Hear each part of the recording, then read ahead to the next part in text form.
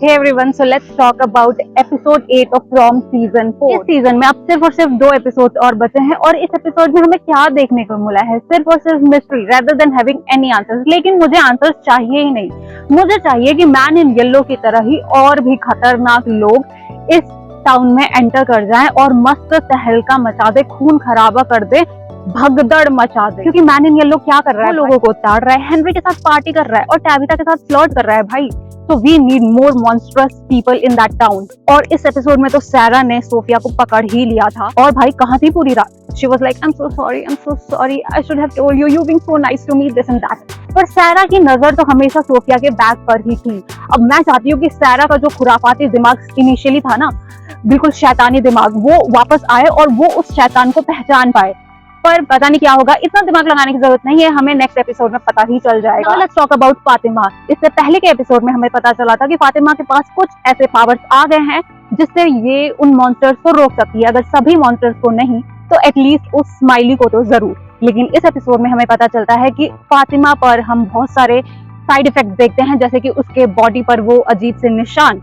उसके बाद क्रिस्टी के अकॉर्डिंग तो फातिमा के ऐसे मेडिकल कंडीशंस हैं जिसमें एक नॉर्मल व्यक्ति जिंदा ही नहीं रहता। पर फातिमा भली चंगी, बल्कि शुरू में तो फातिमा थोड़ा एक्सप्लेन कर रही थी कि मुझे सही नहीं लग रहा है दिस एंड दैट, पर बाद में she was like I am totally fine. Technically Fatima should be dead but she is not. तो अब उसमें ऐसा हमें क्या चेंजेस देखने को मिलेगा?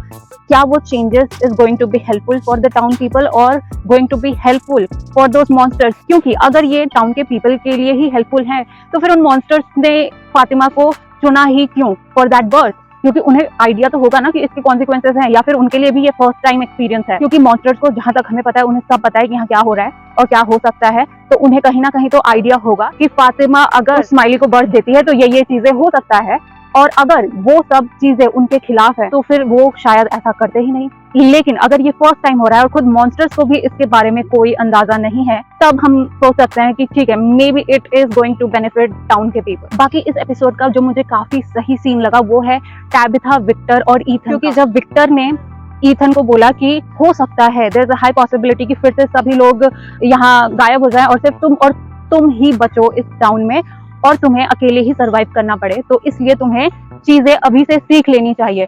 तो पहले तो टैबिथा ने मना कर दिया और टैबिथा के पॉइंट ऑफ व्यू से हम देखें तो वो बिल्कुल सही है, क्योंकि ये सब सीखने में ईथन को एक तरीके से इमेजिन करना पड़ेगा कि एक ऐसा दिन भी आएगा जब उसकी मॉम और उसकी जो सिस्टर है जूली वो भी उसके साथ नहीं रहेंगे और वो पूरा अकेला रहेगा इस टाउन में, जो कि बहुत ज्यादा है फॉर दैट किड। तो उस सीन को काफी अच्छे से दिखाया कि पहले तो टैबिथा पूरा मना कर देती है, फिर बाद में जब विक्टर और ईथन इतना जिद किए होते हैं तो फिर वो हाँ कर देती है। और फिर जब कॉन्वर्सेशन आगे बढ़ती है, जैसे जैसे विक्टर एक्सप्लेन करता है कि मैं कैसे रहा करता था यहाँ, किन चीजों से मैं किया करता था कि मैं फील करूँ कि मैं अकेला नहीं हूँ, वो सारी चीजें बहुत ज्यादा ओवरवेलमिंग थी। राइट पॉइंट पर टैबिथा इंटरप्ट करती है और जो मुझे सबसे सही चीज लगी कि वो सिर्फ ईथन को ही कंफर्ट नहीं करती, वो विक्टर को भी कंफर्ट करती है। वो विक्टर से वो चीजें बोलती है जो सुने हुए उसे काफी टाइम हो गया, जो वो सिर्फ और सिर्फ मिरांडा से ही सुना करता था। टैबिथा ने विक्टर से जो बोला कि मैं शायद सिर्फ उन बच्चों के लिए नहीं आई, शायद मैं तुम्हें भी फ्री करने के लिए आई। और ये सारी चीजें काफी सही लग रही थी क्योंकि अब विक्टर के चेहरे पर उसका लोनलीनेस, उसका फेयर, वो सब आप देख सकते हो। जिस तरीके से Tabitha handled everything was really impressive. और हेनरी का पागलपन बढ़ता जा रहा है, लेकिन क्या सही चीज हमें दिखा रहे हैं, हमें पूरी तरीके से समझ आ रहा है कि एबी के साथ ऐसा क्या हुआ होगा जिसकी वजह से उसने वो गन उठाई और सबको उसने शूट करना शुरू कर दिया। ये सब अब कितना लॉजिकल लग रहा है, क्योंकि कोई भी अगर वो पॉजिटिव लाइफ देखेगा तो उसे ही सच मानना चाहेगा।